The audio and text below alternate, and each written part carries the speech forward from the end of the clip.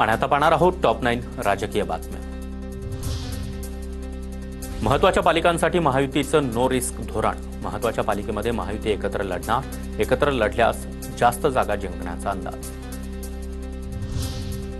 स्थानिक स्वराज्य संस्थांच्या निवडणुका सप्टेंबर-ऑक्टोबरमध्ये होऊ शकतात। निवडणुका महायुतीमध्ये एकत्र लढणार, चंद्रशेखर बावनकुळे यांची माहिती। युतीमध्ये उद्धव ठाकरेंसोबत निवडणूक लढवली होती। घटनेच्या पहिल्या मिनिटापासून मी साक्षीदार। युतीमध्ये आमचं बहुमत आलं, ते काँग्रेसच्या मांडीवर जाऊन बसले। गिरीश महाजन यांचं वक्तव्य। तर त्यांना जो धडा शिकवला गेला तो चांगलाच झाला, महाजनांचा टोला। युतीमध्ये सोबत आम्ही निवडणूक लढवली, आमचं बहुमत आलं आणि हे काँग्रेसच्या मांडीवर जाऊन बसून गेलेत, पवार साहेबांच्या मांडीवर जाऊन बसून गेलेत। त्यामुळे गद्दारी उद्धव ठाकरेंनीच त्यावेळेला केली, आम्ही नाही केली।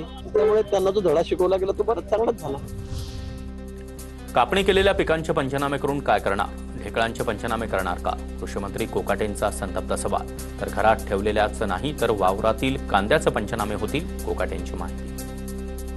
टेस्टिंग झालेले त्यांची तर पंचनामे करून काय करणार आहे? ढेकळाचे पंचनामे करायचे नाही, कांदे वगैरे ज्या पोळी वावरात आहेत त्यांचेच पंचनामे होतील। जे घरात आणून ठेवले त्याचे पंचनामे त्याचे पंचनामे करणं अवघड आहे, ते नियमात बसत नाही।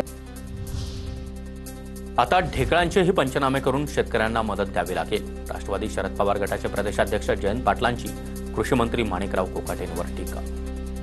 ढेकळाचेच पंचनामे मोकळ्या जागेचे केले पाहिजेत।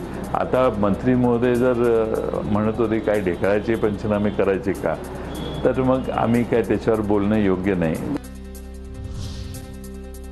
2652 लाडक्या बहिणी निघाल्या सरकारी कर्मचारी। 3,58,00,000 वसुली करण्यात येणार। संबंधित विभागांना आदेश देण्यात येणार असल्याची सूत्रांची माहिती। लाडक्या बहिणींबाबत आता तपासणी सुरू। काही सरकारी कर्मचारी तर काही टॅक्स भरणाऱ्यांची नावं देखील आहेत। चुकीच्या पद्धतीनं फायदा घेतलेल्यांची नावं बाद होणार, गिरीश महाजन यांची प्रतिक्रिया। गोकुळच्या अध्यक्षपदी नावीद मुश्रीफ यांची निवड। नावीद मुश्रीफ हे वैद्यकीय शिक्षण मंत्री हसन मुश्रीफ यांचे पुत्र।